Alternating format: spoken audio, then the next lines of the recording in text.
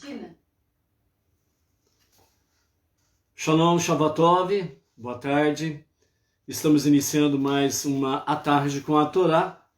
Hoje, no dia 9 de maio do ano 2021.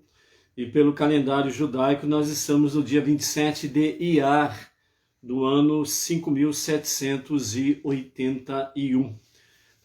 Baruch Hashem, que estamos iniciando uma nova semana. Obviamente, e com ela nós temos aí os nossos desafios semanais, entre eles o estar conectado com Deus através da leitura e o estudo da Torá, que é primordial para as nossas vidas, para fortalecer a nossa alma divina diante das circunstâncias que o mundo está vivendo, que o nosso país está vivendo, e de uma certa forma, individualmente, cada um está vivendo aí, né, o seu deserto, as suas provas, está vivendo aí o seu Bamidbar, né? Hoje nós estamos iniciando o 4º livro dos 5 livros da Torá, de nome Bamidbar, que ficou conhecido como livro de Números, mas a tradução correta e literal é no deserto, Bamidbar. E nós estamos aí nesse deserto, né, entre as nações, e teremos, sem sombra de dúvidas, ricas e preciosas e maravilhosas lições para tirarmos, né, de Bamidbar. Como ficou bem conhecido o livro, né, o livro chamado Números, ficou conhecido dessa forma. Então, ao ler, né, o livro de Bamidbar, nós observamos, né, que não é à toa, de certa forma, em que as nações passaram a chamar esse 4º livro de Números, pois nós temos aí realmente muitos números, mas estes números, eles não são frios, eles têm significado, têm sentido. Por isso, Bamidbar, tradução ao pé da letra, é no deserto, né? Então nós estaremos vendo a respeito dessas realidades que nós vamos encontrar, né, no livro Bamidbar. Hoje nós estamos aí, né, dentro do calendário gregoriano, né? Hoje aí se comemora aí, né, mundialmente o Dia das Mães. Simplesmente, né, aproveitar a data, porque de fato, na real, o Dia das Mães são todos os dias, né? É por isso que fica difícil quando chega esse período aqui, você normalmente vê as pessoas aí tirando, né, fotos, fazendo lá, como que se diz, selfies, né, com a mamãe e postando nas redes sociais, etc. e tal, né? Mas aí o ano inteiro a mamãe ficou lá sozinha, o ano inteiro a mamãe lá ficou lá esquecida, muitas ficaram nos asilos, estão nos asilos, né? Dificilmente se visita, mas aí aproveita a data, né, e vai fazer o selfie, posta, né, foto com a mamãe daqui, mamãe dali, mas o Dia das Mães, ele é de fato todos os dias. Por isso, nesse dia, vamos dizer assim, né, o Dia das Mães, a nossa homenagem às mães, nós queremos deixar a seguinte homenagem às mães, as nossas matriarcas, né, Sara, Rivka, Rachel e Leia.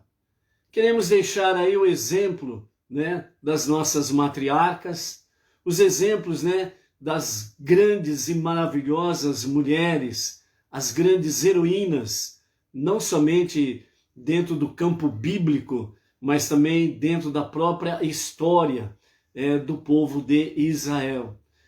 As mães que nem sempre apareceram como os varões apareceram, os homens como os patriarcas, os reis, as lideranças, os príncipes e por aí afora vai. Mas para que estes homens fossem bem-sucedidos, as suas esposas, as suas mães precisaram ser bem-sucedidas. Então, de fato, realmente não existe a vitória sem as mães. Por isso, as mães, o exemplo, vamos dizer assim, um exemplo soberano em homenagem às mães, é aquela que o próprio Deus, o próprio Criador, o único Deus, o único Salvador, aquele que não nasceu, não morreu, portanto, aquele que não é homem e nem filho do homem, o grande eu sou, o único soberano. Ele fez às mulheres a sua grande homenagem. Por isso, o Dia das Mães são todos os dias. Por quê? E qual é a grande homenagem que Deus fez às mães? Ele deu à mulher, somente à mulher, ele deu o poder de ser comparada ao próprio Criador, porque só a mulher, ela tem o poder de criar uma vida, como Deus criou e sempre continuará criando vidas, né? Não somente vidas humanas, mas vida em todos os quatro ventos do nosso universo. Então, a grande homenagem de Deus foi honrar a mulher com esse dom inigualável, incomparável, um dom que é de fato uma grande bênção eterna. Ela poder dar à luz e ser comparada ao Criador, a única que pode dar à luz a uma vida como Deus. Somente Ele pode dar realmente vida. Então, por isso, disse o profeta Isaías, né? Deus falando através do profeta, eu dou a vida e eu tiro a vida. Então, Deus, ele fez essa grande homenagem às mães. Por isso, né, não existe homenagem melhor do que essa. E por isso, também, todos os dias são os dias das mães. Não especificamente só essa data, né? Então, você quer honrar a mamãe? Então, honre-a todos os dias. Porque o quarto mandamento, né, o quarto mandamento dos 10 mandamentos, que servem como base para as leis universais, né? O quarto mandamento fala de honrar pai e mãe, né?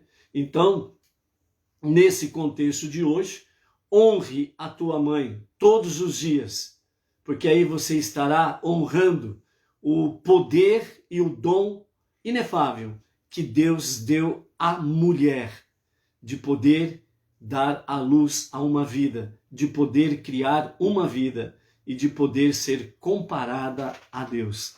Então, as mães, todos os dias são os teus dias, todos os dias são dias de vocês serem honradas, respeitadas, reverenciadas. Então, dessa forma, aproveitamos a data de hoje para poder trazer à lembrança este pequeno, mas grandioso significado sobre as mães. E dentro desse contexto todo, né, fica sem sombra de dúvidas, né, a palavra de Provérbios, capítulo 31, do verso 10 ao verso 31, que fala, né, uma mulher virtuosa, quem a encontra o melhor dos tesouros. Por mais preciosos que sejam os tesouros, a mulher virtuosa, ela está acima deles. Entre eles, a questão é não somente uma mulher virtuosa como esposa, mas sem sombra de dúvidas, uma mulher virtuosa como mãe, que isso não tem como mudar. É um dom de Deus, é uma bênção preciosa que Deus deu à mulher.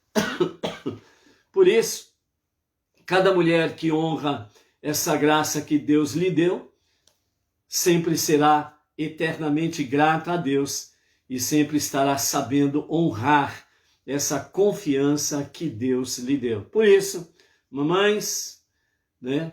Que seja a bênção de Hashem sobre as suas vidas, com muita proteção, saúde, que sejam muito bem amadas, respeitadas e, sem sombra de dúvidas, por aí afora vai, ok? Né?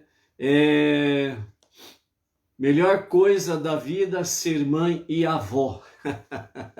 Mas primeiro precisou ser mãe, para depois ser mãe pela segunda vez, que é ser avó, né?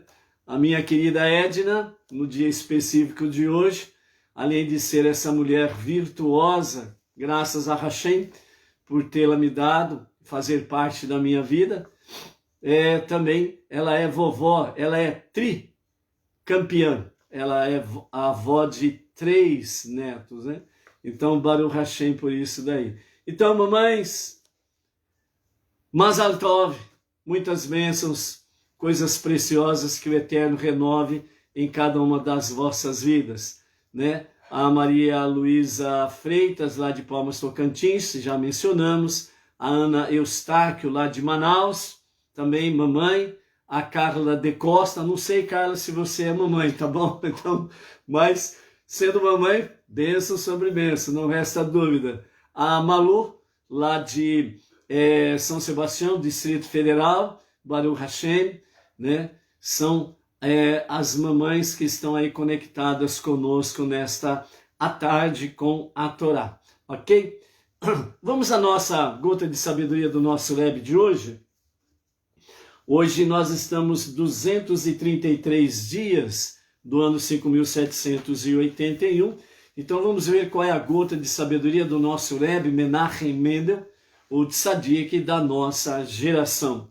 Essa gota de sabedoria de hoje, ela é maravilhosa, então preste atenção sobre isso daqui, ok? Baruch Hashem. Aí a Carla de Costa, né? Vila Velha, Santa Catarina, também é mamãe e vovó, graças a Deus, Baruch Hashem. Então é isso daí, né? Então vocês são as representantes na tarde de hoje de todas as mamães e vovós para esse dia, no calendário gregoriano especial, mas para o nosso calendário judaico, todos os dias são especiais para as mamães e as vovós, bisavós, e pela graça bendita, quem pôde chegar a ser tataravó, né? Baruch Hashem por isso daí. Vamos à nossa gota de sabedoria? Então, nosso Rebbe diz assim: o simples fato de você saber que alguém está em situação difícil significa que, de algum modo, você é capaz de ajudar. Caso contrário, por que essa informação teria entrado em seu mundo? Observou bem esse detalhe, né? O simples fato de alguém entrar em tua vida, de alguém fazer parte do seu momento em sua vida, e você saber de uma situação difícil em que ela está passando, então, segundo a visão do nosso Rebbe, Menachem Mendel, ele diz que isso só é possível porque Deus, ele de fato, permitiu com que essa pessoa ela pudesse entrar nesse momento na tua vida. E dessa forma aí, Deus está mostrando que você é capaz de ajudar essa pessoa de alguma forma. Então, toda a informação que chega a você, né, toda pessoa que ela de alguma forma faz parte da tua vida no momento, ou em qualquer momento da sua vida, significa que Deus está confiando em você, que você é capaz sim de poder ajudar essa pessoa. Então, por isso, né, não menospreze as pessoas com dificuldades que se apresentam diante de você. Deus está confiando a você esta vida, que de alguma forma você poderá ajudá-la. Então, diante dessa realidade, nós temos aqui algo interessante que sucedeu com o nosso Rebbe Menachem Mendel, e o nosso antigo, né? Primeiro-ministro de Israel, ex-primeiro-ministro de Israel, Ariel Sharon. Então vamos ver aqui o que nos relata essa experiência, esse fato. Então, Ariel Sharon, quando ele era ministro da Defesa de Israel, melhor dizendo, ministro da Defesa de Israel, ele foi visitar o Rebbe. Depois de uma audiência particular, ele relatou aos seus amigos, o Ariel Sharon, dizendo: o Rebbe foi muito cordial comigo, ele perguntou quando eu partiria, e quando ele disse que tomaria o avião de volta no dia seguinte, ele insistiu em que eu ficasse um pouco mais. Os amigos Lubavitcher, do general Sharon, lhe explicaram que o Rebbe não diz tais coisas só por educação, e insistiram em que ele adiasse o voo. O avião que Sharon teria tomado no dia seguinte, ele então, atendendo o pedido do Rebbe e devido a insistências, né, dos amigos do Rebbe, falando para ele, Ariel Sharon, que o Rebbe não disse aquilo simplesmente por uma questão de educação. O que ele estava dizendo tinha conexão, alguma coisa tinha significado. E se ele pediu para que você adiasse o voo, faça-o, porque ele sabe o que está te dizendo.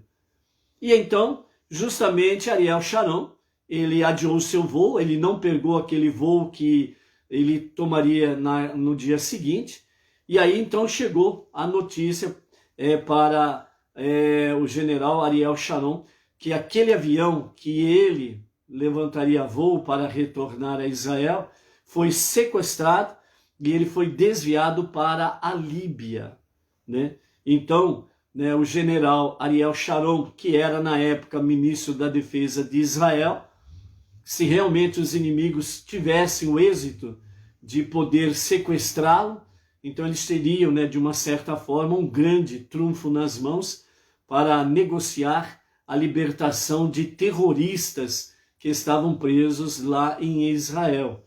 E pela intervenção do Rebbe Menachem Mendel, o tzadik da nossa geração, né, Ariel Sharon foi realmente livre, né, saiu salvo desta situação.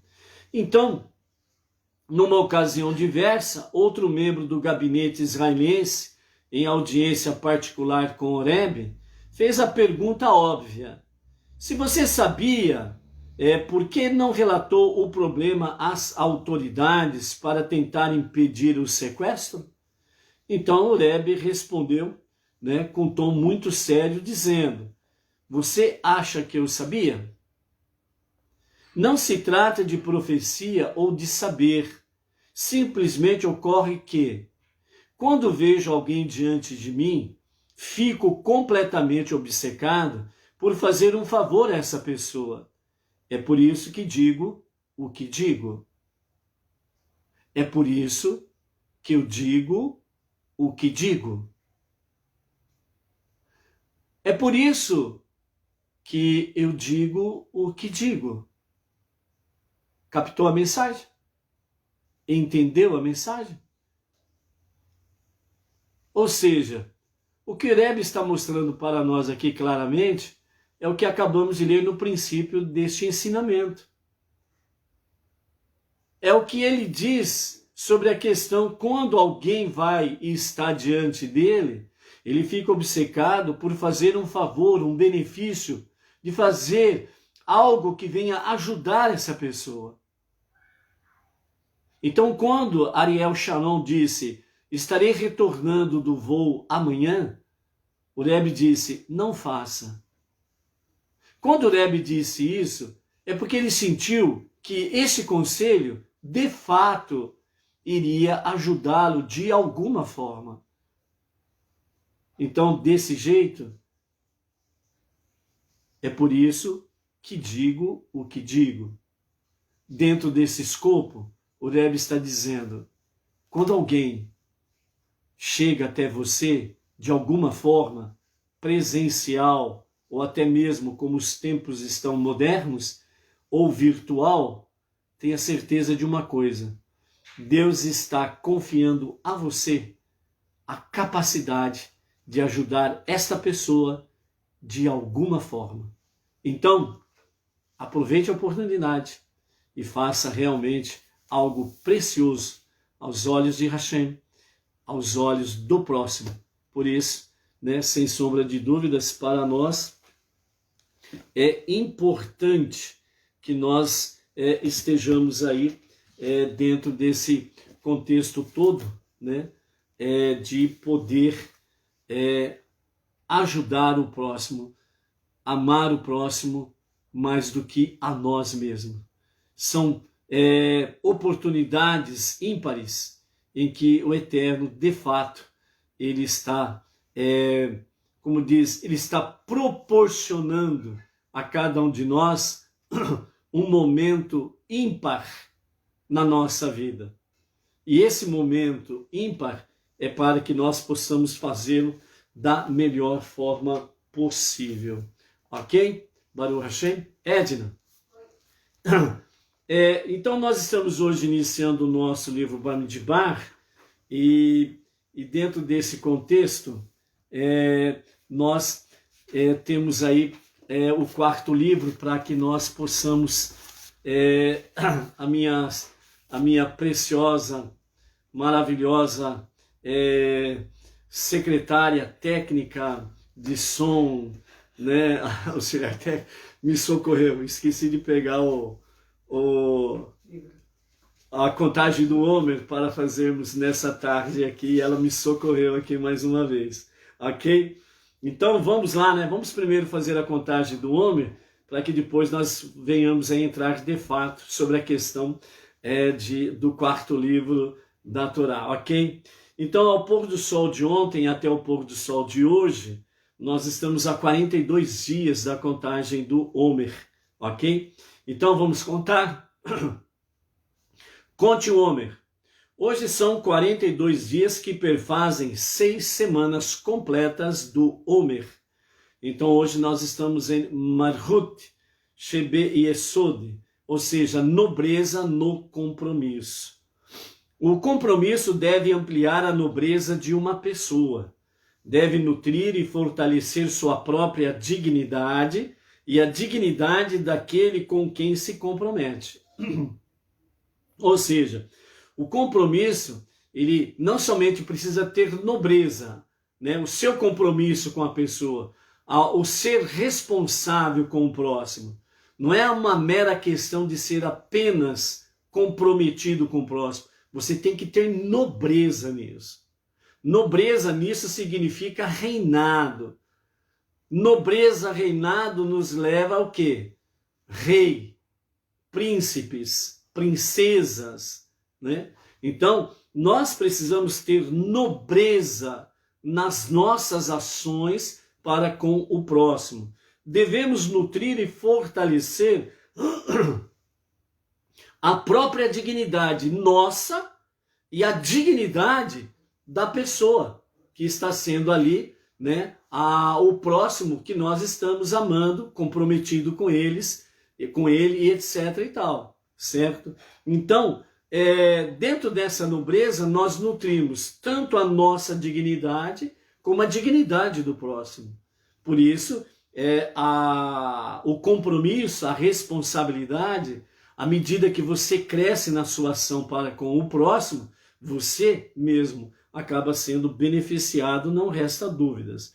Por isso, 2 perguntinhas para podermos refletir, ok? Meu compromisso inibe a expressão de minha personalidade e qualidades? Você precisa analisar essa realidade, certo? Meu compromisso suplanta aquele com quem me comprometo?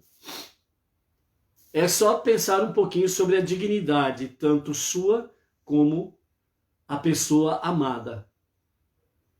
Essa nobreza, esse fortalecimento dessa dignidade, à medida que você vai alimentando e fortalecendo a pessoa amada, automaticamente você também vai se fortalecendo.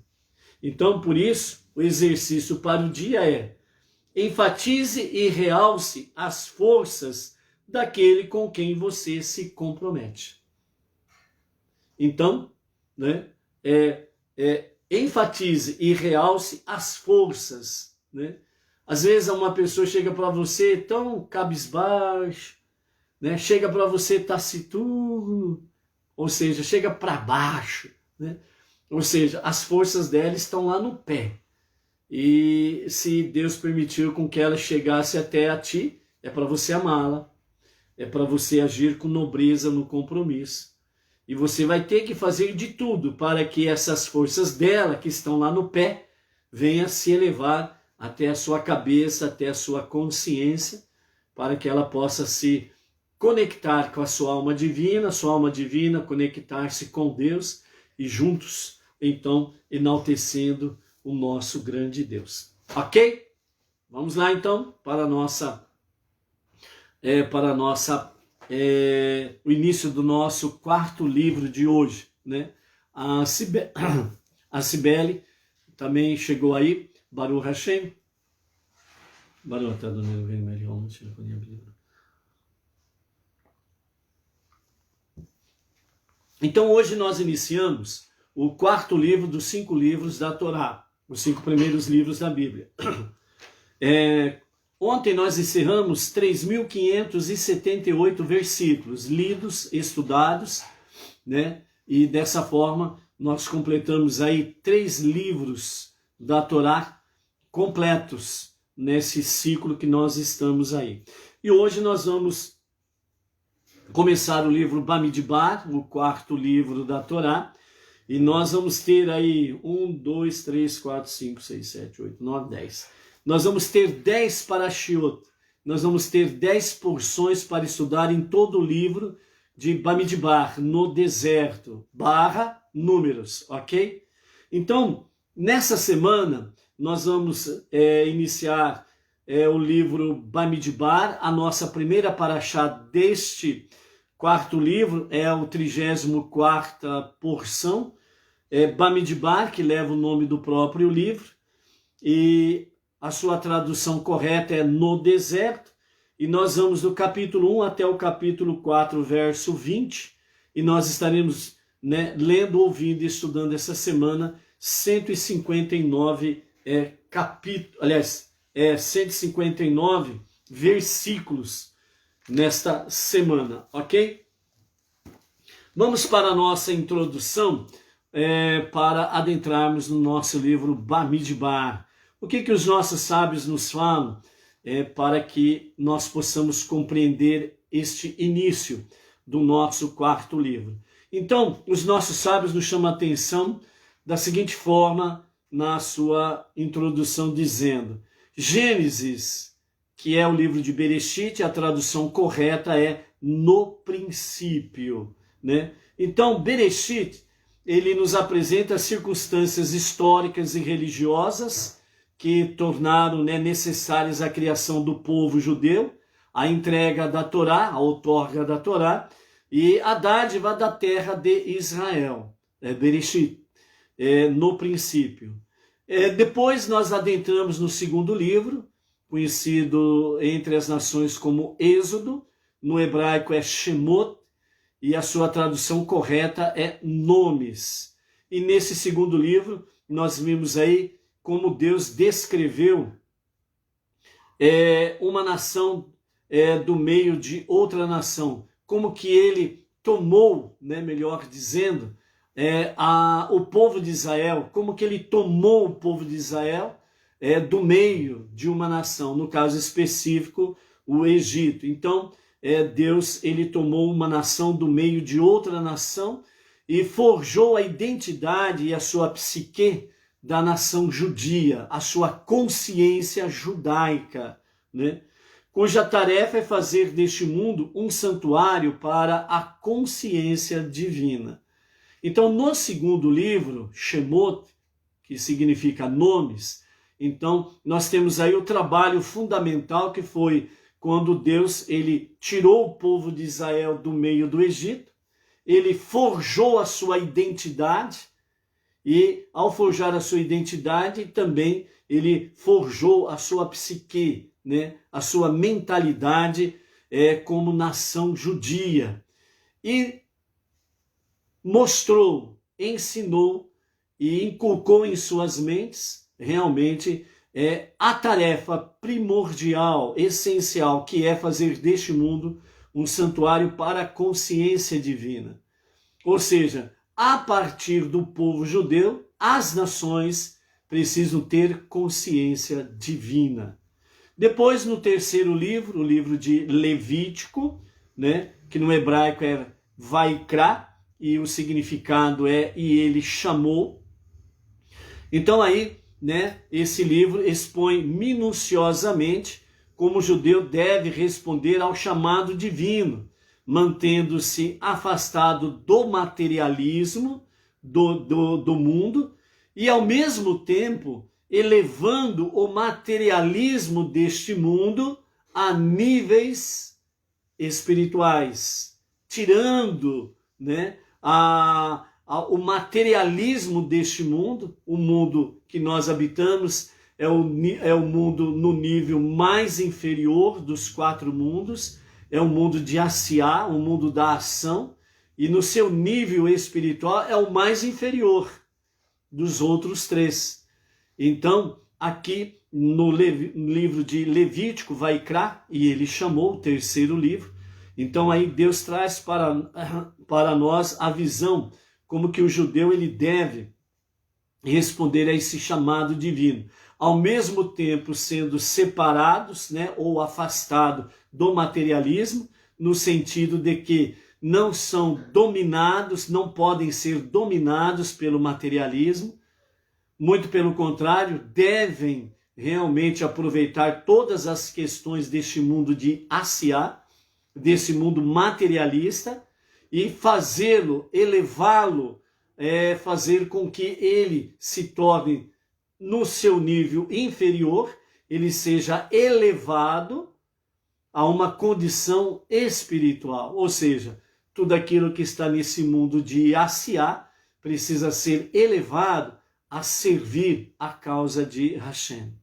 E agora nós adentramos no quarto livro. Esse quarto livro que é conhecido entre as nações como Números, no hebraico é Bamidbar, e a sua tradução correta é no deserto. Então aqui a imagem do deserto traz, e vai trazer para nós, sem sombra de dúvidas, né, o próprio nome diz, no deserto. O que é o deserto? É uma terra estéril, seca, infértil, inabitada, e portanto ela também é incivilizada. Então no deserto temos aí realmente uma questão de isolamento. E ele simboliza a nossa realidade física não retificada. O deserto representa a nossa realidade física não retificada, que significa não corrigida, certo? Não corrigida. Acredita-se que nos dias de Mashiach, o próprio deserto será terra fértil e ela vai produzir muitos frutos, muitas flores. E haverá, sem sombra de dúvidas, água em abundância. Ou seja, a terra sendo totalmente retificada, corrigida, curada, sarada. Então, dentro desta visão, né, no deserto, nós temos aí a nossa realidade física não retificada, ou seja, a visão primeira sobre o nosso eu, a visão do nosso eu eu sou um deserto. Isso significa o quê? Eu sou uma terra estéril, inculta e incivilizada. E eu preciso ser retificado. Eu preciso ser corrigido. São isso que nós vamos ver nas 10 porções do nosso livro Bamidbar. Depois de nos dizer como o mundo, projetado originalmente pelo Criador, como jardim da divindade, né, ele transformou-se num deserto. Ou seja, a obra da criação foi o Gan Eden, o Jardim do Paraíso, né? Então, o Jardim do Paraíso, na realidade, ele não é apenas, e nem podemos ter apenas uma visão limitada de uma pequena porção de terra em comparação com o todo o planeta nosso, como uma pequenina porção de terra que era o paraíso, ponto. E o resto não era nada. Não. Nós precisamos ter uma visão de que todo o mundo, de fato, era um grande paraíso, né? Vamos dizer numa linguagem para nós entendermos. O Gan Éden, né? O Jardim do Éden, ou o Jardim do Paraíso, seria ali, né, o jardim sede, o local central deste paraíso que Deus criou no nosso planeta. Então seria ali o centro, né? O Gan Éden, o Jardim do Paraíso seria a casa sede de todo o planeta, nesse sentido aí para entendermos, ok? A Terra em si, toda ela era boa, produtiva, certo? Então o Jardim da Divindade transformou-se nesse deserto, como o povo judeu foi criado e recebeu a missão de restaurar a natureza intrínseca do mundo e instruções sobre como fazê-lo. E a Torá nos conta agora que os judeus são enviados a tal deserto para alcançar esse objetivo, provando sua dedicação a seu destino e resistência aos elementos hostis do ambiente. Essa tensão dramática constitui a base da história seminal do povo judeu registrado aqui em Bamidbar, certo? Então o que nós temos aqui dentro dessa visão dos nossos sábios, né? Danilo da Silva, shalom, shalom Danilo, bênção sobre ti e família aí, ok? Dentro dessa introdução dos nossos sábios, o que está falando aqui sobre essa questão? Ao povo judeu, justamente por causa do pacto do Sinai, porque as 70 nações rejeitaram a Torá, não aceitaram a outorga da Torá, a entrega da Torá, que nós vamos vivenciar aí no próximo fim de semana. Ao pôr do sol de hoje, nós vamos entrar na 7ª semana da contagem do Homer, a última semana da contagem do Homer. E no pôr do sol do próximo domingo, do próximo dia, do primeiro dia da semana, daqui a uma semana, portanto, no pôr do sol do próximo domingo, nós estaremos no primeiro dia de Shavuot, o primeiro dia da entrega da Torá. E na segunda-feira teremos o segundo dia de Shavuot, ou seja, toda festividade fora de Israel, fora de Jerusalém, elas são 2 dias. Por isso, teremos no domingo, ao entardecer, o primeiro dia de Shavuot, e na segunda-feira, ao entardecer, o segundo dia de Shavuot. Então, as nações rejeitaram a outorga da Torá, e o povo de Israel não. O povo de Israel, na hora que foi oferecido para eles, depois da rejeição das 70 nações, eles simplesmente responderam: nós obedeceremos e vamos estudar. Por isso a outorga da Torá. Então, dentro desse contexto aqui de Bamidbar, o que nos chama a atenção, que os nossos sábios trazem para nós, é que essa tarefa de retificação do mundo ao seu estado original, primordial da criação, é para que eles tenham esta responsabilidade de trazer essa retificação para o nosso planeta, para o nosso mundo. Por isso que o Rebbe, ele disse, né, o Rebbe Menachem Mendel, de Tzadik da nossa geração, foi onde que ele orientou, né, e deu a ordem para os rabinos do Chabad: ide às nações, vão aos não-judeus, levem o monoteísmo, o conhecimento da unidade e da unicidade de Hashem, para que os dias de Mashiach sejam abreviados e Mashiach possa se revelar, o justo e o verdadeiro Mashiach possa se revelar para os dias da redenção no Mashiach, o mundo todo seja devidamente retificado. O mundo todo seja, de fato, corrigido, sarado, curado. Então é isso que nos chama a atenção aqui, que os nossos sábios estão trazendo para nós. E dentro deste aspecto, a partir do momento que isso começou a se realizar, a acontecer de fato, então os não-judeus que estão aí, principalmente nesses últimos 20 anos, estão abraçando a fé monoteísta sob a liderança de um rabino, estão aí ajudando ombro a ombro com os judeus a retificar o mundo, para que os dias sejam abreviados e o justo e verdadeiro Mashiach se revele em nossos dias, que seja para agora. Amém. Ok? Então, dessa forma, nós vamos encontrar estas questões dentro de Bamidbar.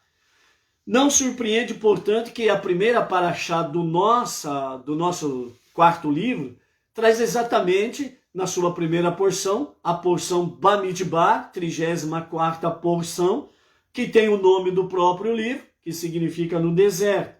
Então, portanto, aqui descreve Deus como que reúne a jovem nação para formar o seu exército.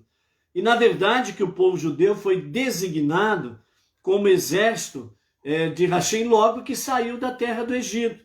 Porque nós temos ali em Êxodo, capítulo 12, verso 41, onde realmente a palavra nos fala, Deus dizendo, naquele mesmo dia, todas as hostes de Deus saíram do Egito. Aqui, hostes significa exército, Então, todos os exércitos de Deus saíram do Egito. E aí você olha de uma forma simplória e você vê 600 mil homens, contando da idade de 20 a 60 anos. Antes de 20 e depois de 60 não são contados. Dentro desse aspecto, somando-se, no mínimo, cada família tendo 3 filhos, então há um aspecto aí entre 3 e 5 milhões de pessoas saíram do Egito, chamado de o exército de Deus. Mas é interessante que nós observamos aqui que fala as hostes de Deus. Fala no plural e não no singular. Como povo, o exército de Deus. Mas aqui nós temos as hostes de Deus, saíram do Egito. Então nós temos que ver isso tanto no plano simples, da interpretação do texto, que é exatamente o povo que saiu, mas também precisamos ir um pouco mais profundo na interpretação do texto, que nos leva exatamente o quê? Todo o exército de anjos saíram junto com o povo judeu. Vejam bem, no mínimo, cada ser humano, ou vamos usar especificamente, cada judeu, sabemos que todo ser humano tem o seu chamado anjo, conhecido como anjo da guarda, mas especificamente naquilo que estamos falando. Se cada judeu tem um anjo, então, no mínimo, entre 3 a 5 milhões de anjos saíram junto com o povo. Então, por isso que nós temos aqui as hostes. Só que não era uma questão apenas de um anjo para cada um. Um anjo para cada um e outros miríades de anjos para todo o povo. Então, as hostes de Deus, todos os exércitos de Deus, tanto como o povo como os anjos, nas suas divisões, arcanjos e companhia limitada, saíram do Egito. O Egito ficou sem nenhuma proteção. Enquanto o povo judeu ali estava, as hostes de Deus, os exércitos de Deus ali estavam. E de uma certa forma, o Egito tinha uma certa proteção. Mas a partir do momento que saiu todas as hostes de Deus, o Egito ficou à sua própria má sorte. Veja o que foi o Egito e veja o que foi depois da saída do povo judeu do Egito, o que virou o Egito, ok? Então, dentro desse escopo, certo? Nessa paraxá, nós temos aí quando os israelitas estão prestes a deixar a Torre de Marfim protegida da Yeshivá do Monte Sinai para iniciar a sua incursão pelo temível deserto, que vemos o povo ser contado, organizado por genealogia e alistado em um exército formal. Aqui o exército formal é exatamente o povo, ok? Mas prestando atenção aqui, né, quando os israelitas estavam prestes a deixar a Torre de Marfim, qual era a Torre de Marfim? O Monte Sinai. Quando há a outorga da Torá. Então, quando nós vamos ver aqui no livro Bamidbar, né, quando eles saem da Torre de Marfim, o Monte Sinai, e vão para o deserto, né? Então, aqui é preciso que o Eterno venha e autorize o censo, a contagem do povo, né? Organizado por genealogia e alistado como um exército formal. Então, a primeira lição que nós encontramos aqui é que jamais devemos nos iludir pensando que a realidade em seu presente estado é uma entidade benigna, neutra, e nós nada devemos fazer para aperfeiçoá-la. Ou seja, a primeira lição que Bamidbar quer mostrar para nós, que o Eterno quer mostrar para nós, é que você não pode olhar para o mundo e simplesmente achar que o mundo é uma entidade benigna, né? Não tem aquela questão lá, o mundo é bom, o que não presta é o povo. Não tem esse famoso ditado? Então, nós precisamos olhar com um olhar divino, um olhar bíblico, um olhar de Torá, um olhar de Deus. E olharmos que realmente o mundo não é uma entidade benigna. Ela também não é neutra.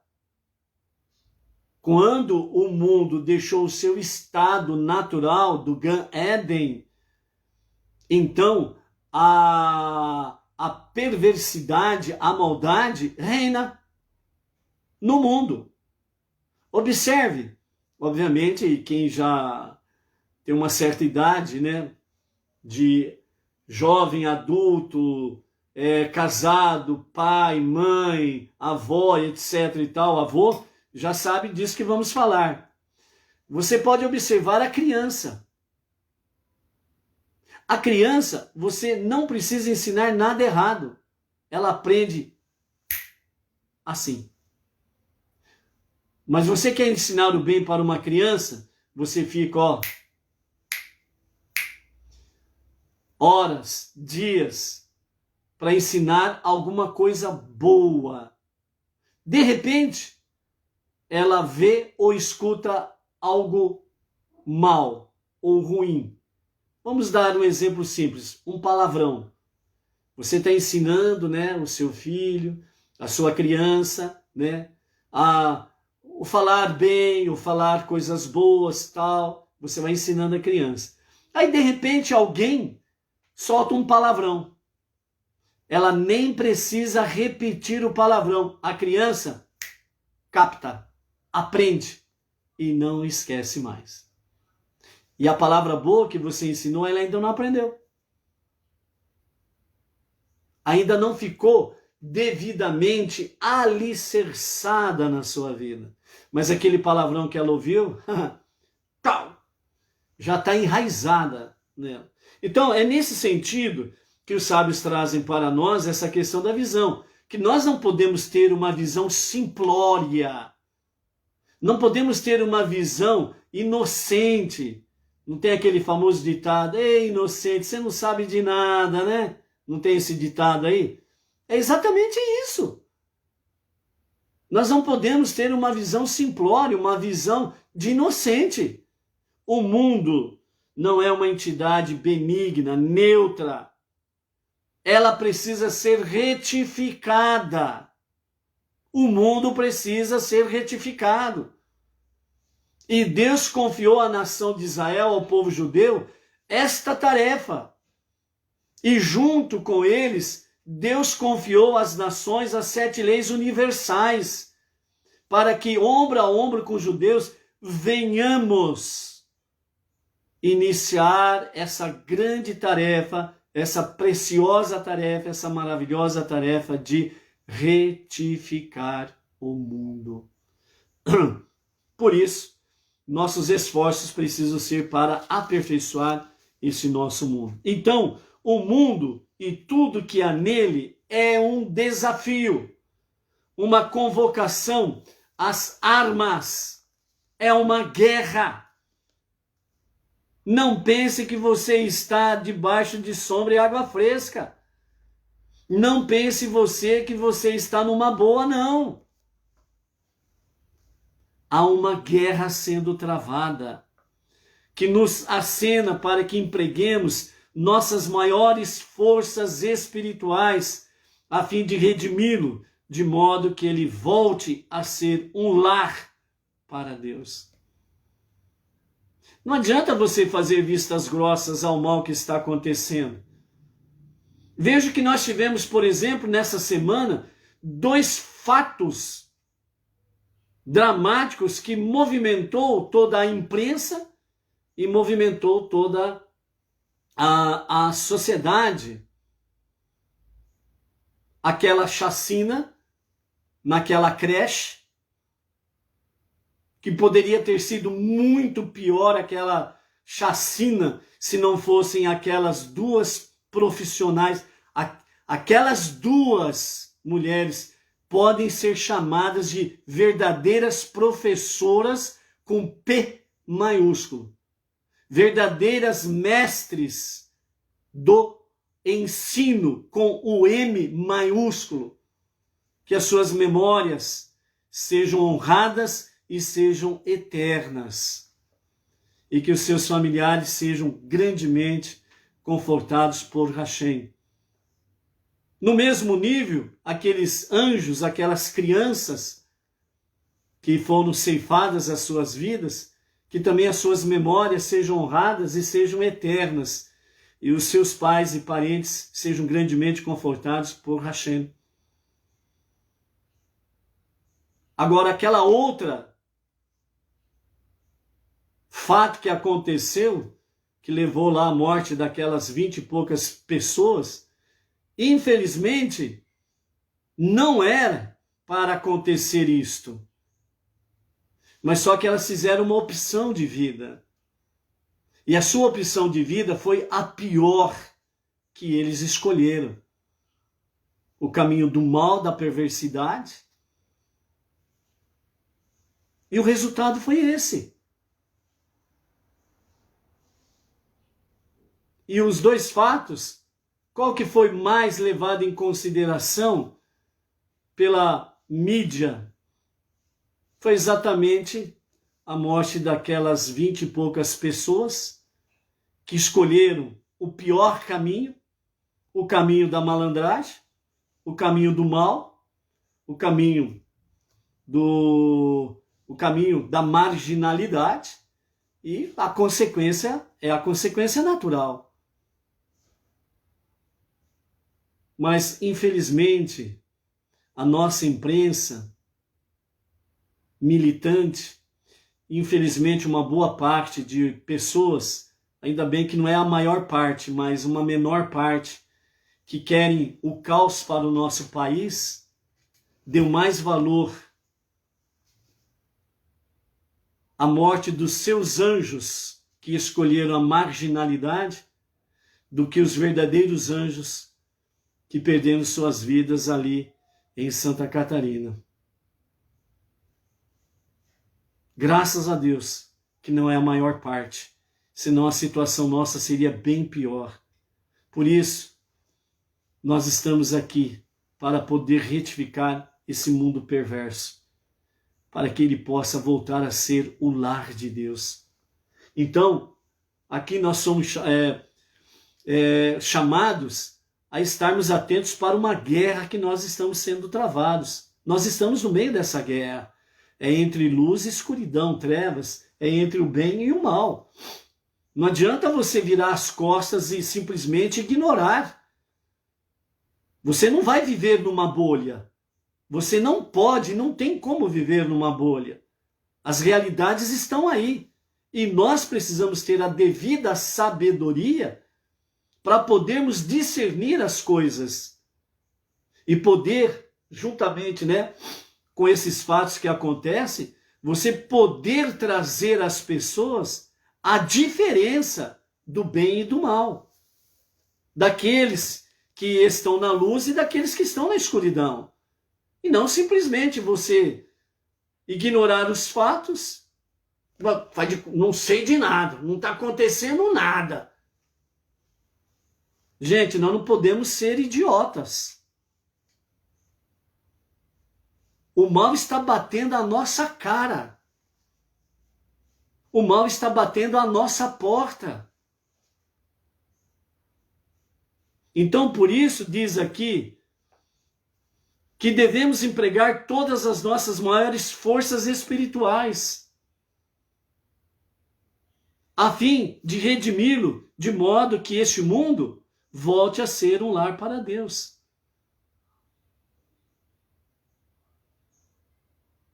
Uma péssima técnica na guerra é quando a pessoa ela menospreza a força do inimigo. Então aqueles que estão no caminho e acham que precisam ignorar o que está acontecendo no mundo real, você está enganado. Como que você vai para uma guerra sem conhecer a tática e a força do inimigo? Você vai para uma guerra dentro de uma bolha? Aqui nós estamos adentrando no 4º livro da Torá. Nós já estudamos 3 livros aqui, nós vemos e temos visto de uma guerra tanto de nível espiritual, como dentro do nível físico, que o povo de Israel tem enfrentado dentro da própria história bíblica, como até a presente data. A primeira mulher como líder da nação de Israel, Golda Meir, ela disse, quando a ONU quis que ela mandasse com que o exército israelense depusessem as armas. E ela simplesmente respondeu, se nós depusermos as armas, Israel não vai mais existir. Mas se os nossos inimigos depuserem as armas, paz haverá. Porque nós não queremos a guerra, nós queremos a paz. Então essa mesma questão. Se Golda Meir e o exército de Israel, ou o povo de Israel, desde a antiguidade bíblica até a presente data, simplesmente tivesse uma visão simplória e inocentão, não existia mais o povo judeu e nem a nação de Israel. Nós estamos no meio dessa batalha, desta guerra. E nós precisamos empregar as nossas maiores forças espirituais. Mas isso não significa que nós precisamos ser cegos e ignorar a realidade à nossa volta. Então, preste atenção nessas coisas. Preste atenção nessas coisas. Mas por que todos esses detalhes? Os nossos sábios dizem que a Parashá Bamidbar parece ser um interminável banco de dados de nomes de famílias, estatísticas e redundâncias. Não seria muito mais simples a Torá resumir em poucas palavras ou frases todo o processo de recenseamento e recrutamento? Para que isso possa ser minimamente compreendido, é preciso notar que, com pouquíssimas exceções significativas, a Torá descreve a contagem de todas as tribos exatamente da mesma maneira. Assim, por um lado, o censo é o grande equalizador, cada um é contado como um. E nossa individualidade se perde quando nos tornamos componentes indiferenciados de todo o conglomerado. Então, quer dizer, o que vamos aprender aqui, uma das coisas, por um lado, o censo, a contagem do povo de Israel. Todos, cada um é contado como um. Cada um é contado como um. São 5 milhões de pessoas, mas cada um é contado como um. De que forma? O povo israelita. Esta é a questão. A individualidade se perde nessa contagem. Não é mais eu. Não é mais para mim. Não é mais para alimentar o meu ego. A individualidade sai. E entra o coletivo, o povo. São 5 milhões? É o povo. É contado como um. 5 milhões é contado como um. Por outro lado, todos são contados, o coletivo implicitamente é incompleto se não estiverem presentes todas as suas unidades constituintes. Isso mostra que a contribuição de cada indivíduo para o todo é única. Ninguém mais pode dá-la. É única, ou seja, o coletivo ele é incompleto enquanto não se conta o último cidadão. Aí forma-se o todo. Um todo. Ou seja, não somos, aprendendo com o povo judeu, nós não somos apartados uns dos outros. Nós, dentro do nosso campo não judaico, nós somos milhões, mas ao sermos contados, nós somos o povo Benei Noach, que anda ombro a ombro com os judeus para retificar este mundo. Vivamos esta realidade. Vamos para a nossa leitura, para que nós possamos estarmos aí mais e mais compenetrados disso. Durante as nossas 10 parashot, as nossas 10 porções, pela graça bendita de Hashem, vamos sempre estarmos aí focando o individual e o coletivo. O individual para qual finalidade, o coletivo como sendo um só, para qual finalidade, ok? Então, a nossa leitura de hoje, ela está no capítulo 1, né, de Bamidbar, e nós vamos até o versículo 19, né, da nossa leitura de hoje. A primeira leitura do livro Bamidbar. Então nós temos aqui o terceiro censo. Depois que o tabernáculo foi erguido e começou a funcionar, Deus ordenou a Moisés que fizesse um recenseamento do povo judeu. A contagem dos israelitas neste momento indicava que o erguimento do tabernáculo era uma ocasião fundamental na história do povo e que Deus valoriza a contribuição de cada indivíduo para a concretização do plano divino para a criação. Em virtude de sua importância, o censo deveria ser realizado no mesmo dia em que o tabernáculo foi erigido, o primeiro dia de Nissan. Porém, isso diminuiria a concentração do povo no próprio tabernáculo e nos ritos executados dentro dele.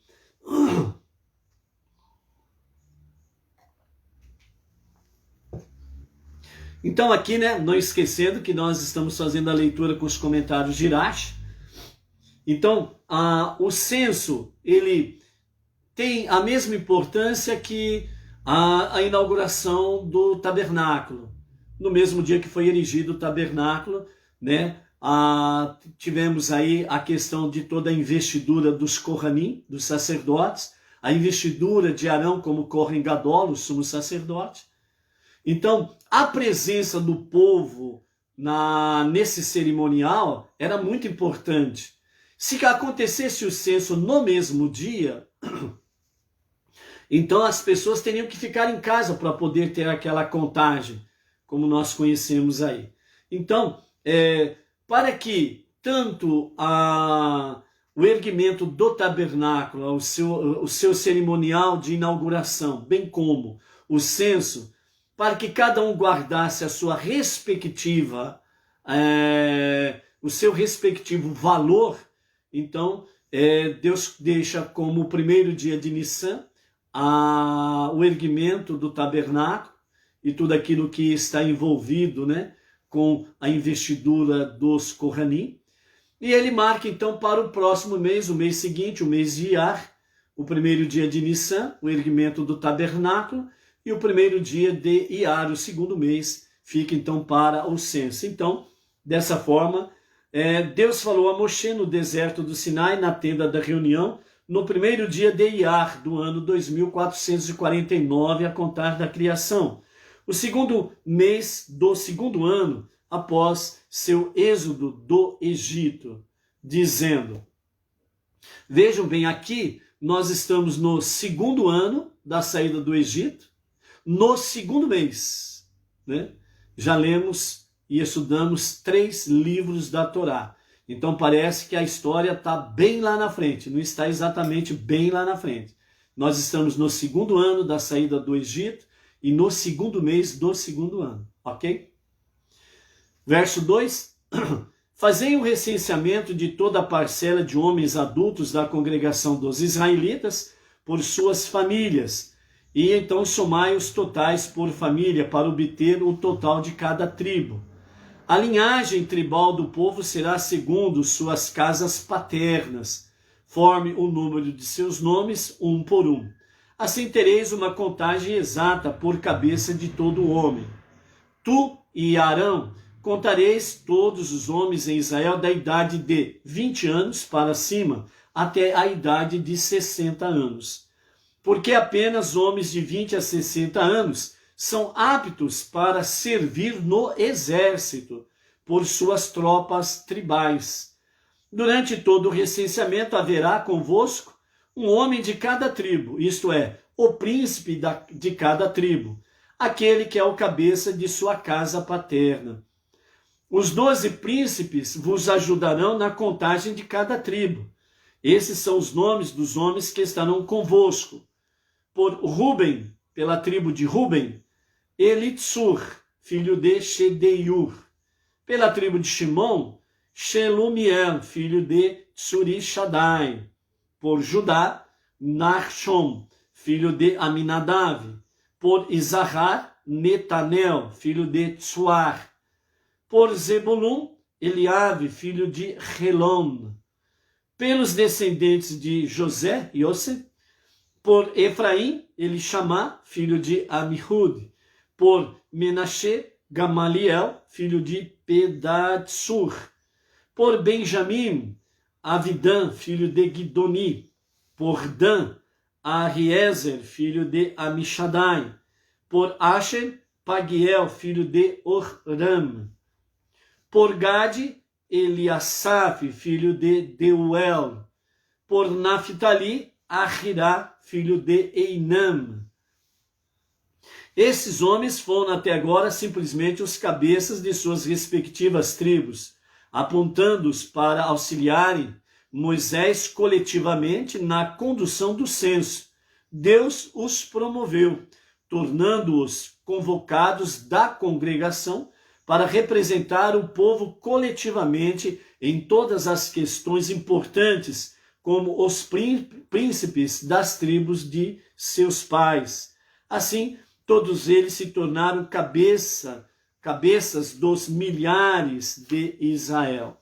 Então Moisés e Arão tomaram esses homens que haviam sido designados por Deus por seus nomes e empossaram-nos em seu novo cargo e função.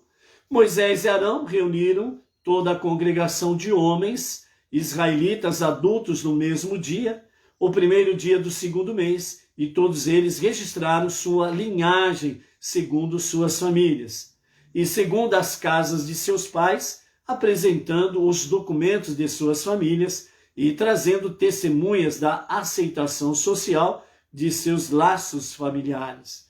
Então os contaram pelo número de seus nomes, isto é, primeiro assegurando que cada um desse meio shekel e depois contando esses meio shekels. Desse modo, obtiveram uma contagem por cabeça de todo homem de 20 anos de idade para cima.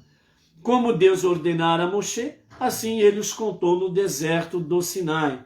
Constatou-se que, milagrosamente, o total da tribo era um número redondo, exato, divisível por 50, como veremos nas próximas leituras. Aqui nós encerramos a nossa primeira aliá, ok? Trazendo ainda alguns outros comentários, né, que nós temos aqui. Nós temos, né, 3 sequências de contagem. Nós vemos aqui que nós estamos no 3º censo. Nessas 3 contagens, nós temos aí, a primeira contagem, ela acontece no capítulo 1, verso 5 até o verso 15. Depois nós temos uma outra contagem, que são 3 sequências tribais, que nós vamos contemplar aqui no livro de Bamidbar, que vai do versículo 20 até o versículo 43. E depois nós temos a terceira sequência tribal, do capítulo 2, versos 3 a 31. Nessas 3 contagens, nós temos, de fato, 3 sequências diferentes nessas contagens aqui. Na primeira contagem, no capítulo 1, versos 5 a 15, nós temos dentro as tribos aqui, as 12 tribos, nós temos, né, Reuven, o primeiro. Assim mesmo acontece na segunda chamada, ou na segunda sequência. Então, nas 2 primeiras sequências, nós temos Reuven em primeiro lugar. Na sequência da primeira, nós temos Shimon, e na segunda, nós temos Shimon. Na primeira, nós temos, na terceira sequência, Yehudá, e na segunda, nós temos Gad. Então, já muda aqui na sua segunda sequência, né? Depois temos, né, na primeira Isahar, na quarta, né, na quarta sequência de tribos, e na segunda contagem nós temos Yehudá. Na primeira, em quinto lugar, está Zevulun, e na segunda está Isahar. Na primeira, nós temos em sexto lugar a tribo de Efraim, e na segunda nós temos Zevulun. Depois temos Menashe, no sétimo lugar, e na segunda, Efraim. Na oitava, nós temos Beniamim, e na segunda, nós temos Menashe. Na primeira, em nono lugar, nós temos a 9ª tribo como Dan, e na segunda contagem, nós temos Beniamim. Na primeira contagem, nós temos em 10º lugar a tribo de Asher, e na segunda contagem nós temos a tribo de Dan. Em 11º lugar está a tribo de Gad, na primeira contagem, e na segunda temos Asher. E finalmente a 12ª tribo, na primeira, na segunda e na terceira contagem, permanece Naftali. Naftali sempre está em 12º lugar, a 12ª tribo. Na terceira contagem, né, em primeiro lugar, nós temos Yehudá, não mais Reuven, mas temos Yehudá em primeiro lugar. Temos Isahar na sequência das 12, na terceira contagem ficou assim: Yehudá, Isahar, Zevulun, Reuven, Shimon, Gad, Efraim, Menashe, Beniamim, Dan, Asher e Naftali. Então os nossos sábios dizem assim: na primeira sequência, que nós temos Reuven, né, como em primeiro lugar, então nós temos aqui nessa primeira contagem a ordem dos líderes tribais segundo exatamente a questão, né, de genealogia, né? É o primeiro, né, o primogênito, Reuven, né? Por aqui a ordem, então, pode refletir as qualidades particulares dos líderes em lugar das qualidades das tribos. Na segunda sequência, ainda permanece Reuven, né, como em primeiro lugar, justamente a questão de Reuven ser o primogênito de Israel. Na primeira sequência, a importância dos líderes tribais, melhor dizendo, na primeira sequência, a questão da ordem dos líderes tribais. Então, é exatamente a ordem de nascimento, certo? Na segunda sequência, nós temos aí a questão de Reuven estar exatamente como sendo o primogênito, né? Na sequência vem Shimon, né? Para ser lógico, já que Shimon nasceu logo após Reuven, né? Depois, a dificuldade diz respeito à própria tribo de Gad, que vem em terceiro lugar na segunda contagem, que parece estar fora da ordem de nascimento dos filhos de Jacob, no qual Judá deveria vir em seguida. Porém, se tivermos em mente que este censo visava aqueles aptos para o exército, que é essa segunda contagem, então entenderemos porque o nome de Gad aparece no topo da lista. Pois Gad exibiu grande coragem militar, como o próprio Rashi descreve nos seus comentários. Todas as suas tropas retornarão sobre suas trilhas, e nenhum homem faltará entre eles na tribo de Gad, né? Está lá em Bereshit, capítulo 49. Então nós temos essa questão aqui na segunda contagem, né? Então todas as suas tropas retornarão sobre suas trilhas e nenhum homem faltará entre a tribo de Gad. A terceira sequência que nós temos agora, Yehudá, em primeiro lugar, na sequência Zahar, Zevulon e Reuven. Reuven sai de primeiro e vai para quarto lugar.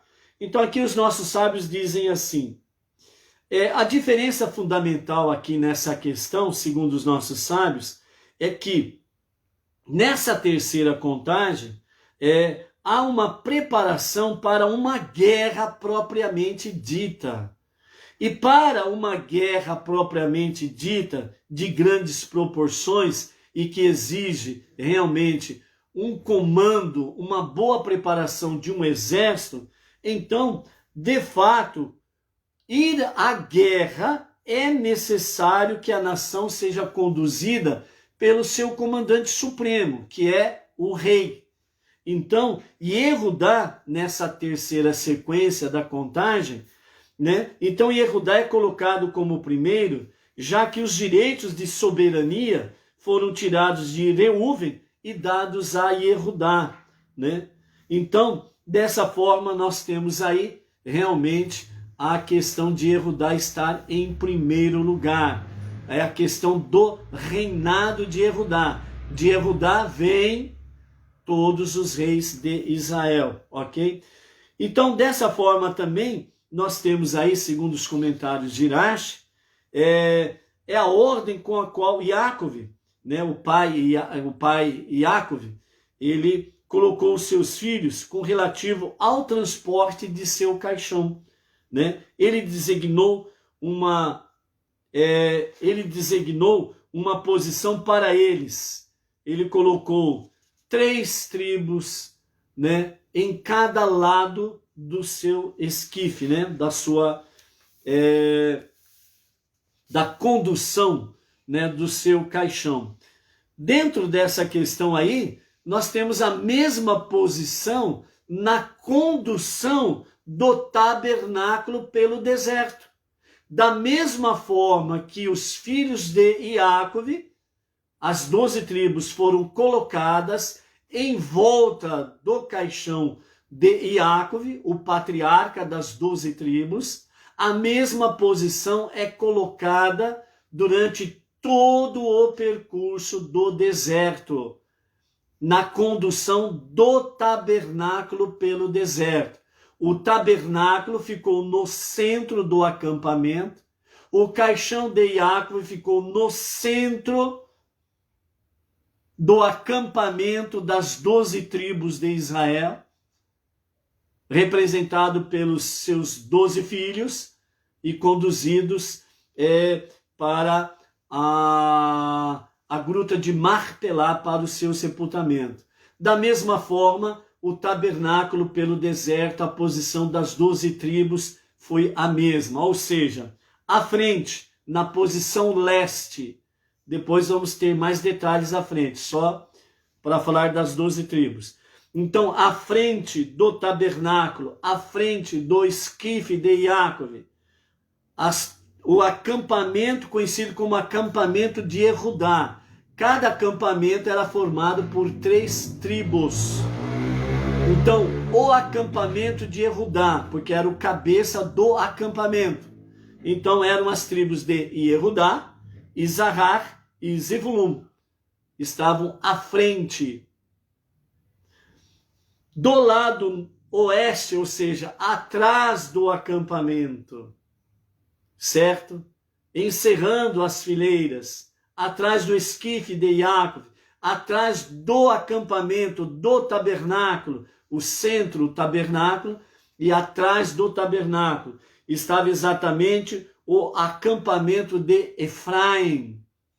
E as 3 tribos que faziam parte eram exatamente de Efraim, Menaxê e Beniamim, ok? Ao sul, certo? De frente, do lado direito, ao sul, estava o acampamento de Reuven, e as 3 tribos eram Reuven, Shimon e Gad.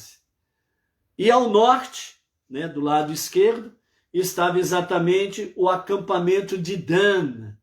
E o acampamento de Dan era formado por Dan, Asher e Naphtali. Ok? Então, as 12 tribos de Israel. Outros detalhes nós estaremos entrando durante a nossa semana aí, na nossa paraxá semanal, que é Bamidbar. Ok? Não esqueça, se Deus permitiu alguém chegar perto de ti ou adentrar no seu mundo, é porque Ele está confiando a você, essa pessoa, para que ela seja ajudada de alguma forma. Ou seja, você é útil para ajudar alguém, mesmo que você pense, como? Não tenho condições. Tem. Se Deus permitiu alguém entrar no teu mundo, entrar na tua presença, significa que Deus está confiando essa pessoa a você, pois Ele sabe que você tem algum potencial, alguma coisa que você pode fazer para ajudar essa pessoa. Dentro da nossa paraxá semanal, iniciando o 4º livro dos 5 primeiros livros da Bíblia, Números, que no hebraico é Bamidbar, e a tradução correta é no deserto. Então nós estamos aprendendo já na primeira lição aqui a respeito o que é um dentro de um todo e o que é o todo dentro de um. Entendeu? Graças a Deus que Ele faz com que realmente a sua palavra, ela faz com que essa cachola que cada um de nós temos, e Ele colocou dentro dela o cérebro, a nossa psique, onde localiza a nossa alma divina, justamente para quando Deus disse, a partir do momento que soprou o fôlego de vida naquele boneco de barro, então Deus disse, e passou a ser alma vivente. Passou a ter vida. No nível mais profundo, Deus disse assim, e passou a ser uma alma pensante. Pensante. Por isso é muito triste quando se observa, né, pessoas agindo de uma forma E as pessoas dizem, você parece um acéfalo, um sem cérebro. É lamentável uma situação dessa, porque Deus, ele soprou em nós o fôlego da vida, que é a nossa alma divina. E a nossa alma divina, ela se localiza exatamente na nossa psique, o nosso cérebro. Por isso que nenhum cientista consegue explicar completamente o que é o nosso cérebro. Assim como também os cientistas e a medicina nos seus ramos diversos não conseguem criar, propriamente dito, o cérebro. Eles podem criar um cérebro chamado artificial. Já o nome diz, cérebro artificial. Mas o cérebro que contém a alma divina, só o Criador e só a mulher que pode fazer isto. Por mais que seja ciências, mesmo assim, a ciência não pode ser como Deus e também não pode ser como a mulher, que cria um ser humano pensante, com alma divina. O máximo que a ciência pode fazer é cérebro artificial. E por aí afora vai.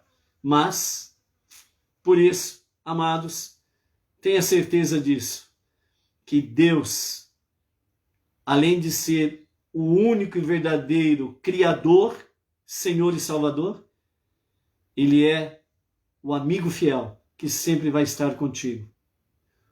Ele sempre vai mostrar para você que um é tudo e tudo é um no seu dia a dia. Até amanhã. Shalom, shalom.